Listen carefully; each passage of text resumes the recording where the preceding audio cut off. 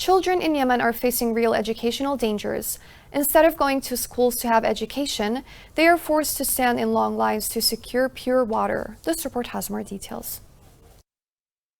Every day at dawn, children leave their homes to fetch water, walking through the city in southwestern Yemen to join the queues at the nearest public dispenser. They walk at least a mile and wait for hours, hoping to fill their jerry cans and make it back in time for their school. With water in such short supply, many parents need the help of their children in obtaining it. They are forced to spend hours collecting water for their families instead of going to school, which is a tragic consequence of the water crisis, and the scarcity of water can have extreme repercussions. The teenagers' plight is common in Yemen, which had ranked among the world's most water-stressed countries even before conflict broke out in 2015. The dire mix of war and climate change has only aggravated the country's water despairs. Fighting has ravaged critical infrastructure, while rising temperatures and varying precipitation has further hit supply. Yemen's groundwater is being depleted at twice the rate it is being refilled with. At the current rates, the Arabian Peninsula, poorest country, could completely run out of groundwater within 20 years. Parents send their children to fill containers from the public tank around the city.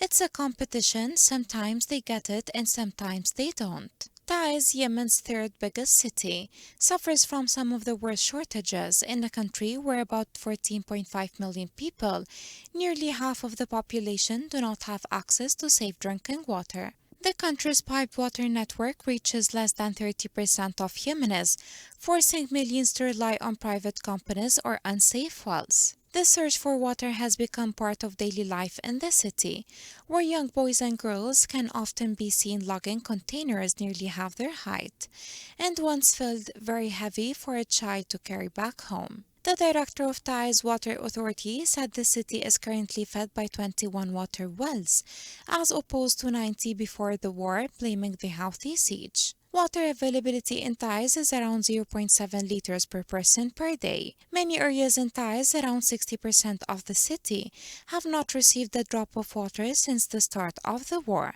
and the children are bearing the brunt of the crisis.